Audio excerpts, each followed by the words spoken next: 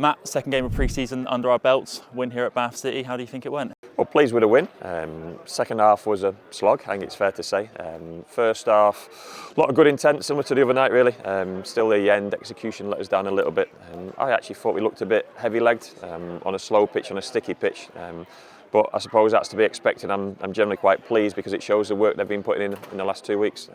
We should only get fresher from this point on in terms of game time and competitive game time. But it certainly shows they've been putting in a shift. As always, we just still need that moment of quality on the pitch.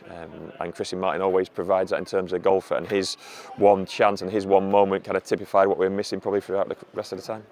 It was two different starting 11s again, first half, second half, and two more debuts as well with Michael Forbes and Josh Griffiths in the second half. How do you think they did? Yeah, I mean, look, we're still at a stage where it's 45-45. This is the last time that will happen. I think we moved into the 60-30 bracket from this point on.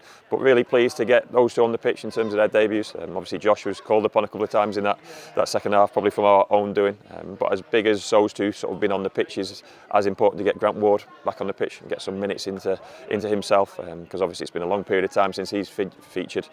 Key now will be to keep him fit and to build around that. The second half team was clearly disjointed and a little bit too weak in too many areas. That's why I popped down and changed the shape, because Scott Sinclair, LT and probably Chrissy to a certain extent were getting nothing out of that second half.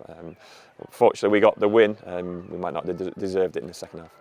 You've had a lot of young players out of the academy supplementing the squad in the last couple of weeks in training and games as well. How do you think they're getting on? Look, we have to accept they're below the level, but that's below our level. So absolutely fine in terms of academy level and probably right for where they are, but they're below our needs. They're here because the squad's too thin at the moment.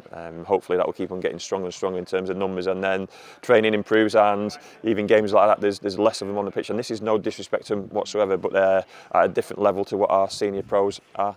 Great experience for them, great exposure, great for us to grow that connection and relationship, and also for them to then go back to their real level and start improving to see where they need to get to. But they've been a credit to themselves. They've fitted in really well, but as a manager stood here, I need the next 4 weeks to look stronger in terms of the standard throughout the course. And I saw it with my own eyes this past week, Matt. The pre-season intensity just went up another level and another level again, and it's going to keep going that way, isn't it? It's relentless. I feel like I'm presenting twice a day at the moment, to players, coaches, managers, agents, the whole shebang, but it's much needed. There's work to do in all aspects of the club. The priority is on the pitch. We're getting really well supported by George and Chris, and obviously the board as well.